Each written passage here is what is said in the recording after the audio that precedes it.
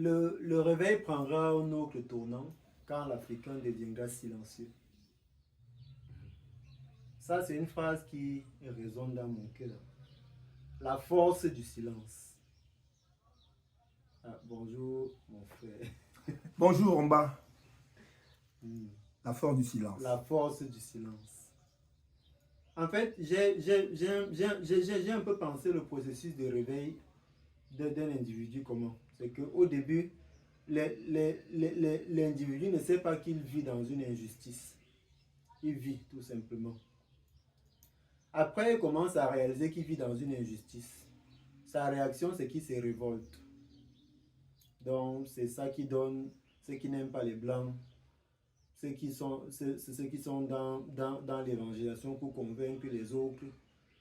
En tout cas, le fait d'être révolté, généralement, te met dans l'agitation.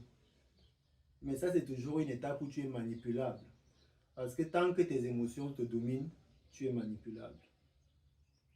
Après arrive l'étape du silence. L'étape du silence, c'est l'étape de la stratégie. Quand tu comprends que tu ne vas pas résoudre les choses par la force, tu te calmes et tu commences à réfléchir sur des solutions plus profondes.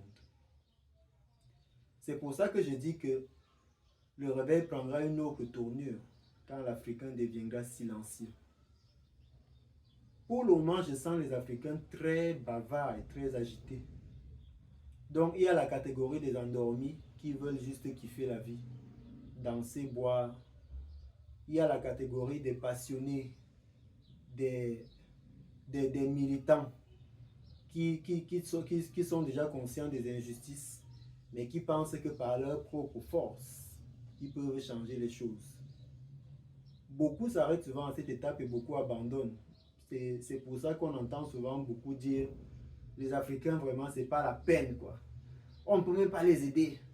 Vraiment, je suis allé, j'ai investi tout mon argent, j'ai tout perdu. Je suis allé, ils sont toujours prêts à poser des actions parce qu'ils pensent que c'est son action là qui va changer toute la situation. Donc, beaucoup sont désillusionnés, tu vois, parce que ils se sont agités et ça n'a pas porté du fruit. Et puis, moi, je nous attends dans l'étape du silence. Dans l'étape de stratégie à long terme, où toi et moi, nous pouvons commencer à poser une stratégie et on prévoit les fruits dans 500 ans. C'est cette étape qui permet de rebâtir une civilisation qui est tombée. C'est cette étape qui permet d'aller arracher ta liberté des mains de ton oppresseur. Parce qu'il ne te verra pas venir. Parce que dans le silence, tu auras construit quelque chose qui le dépasse.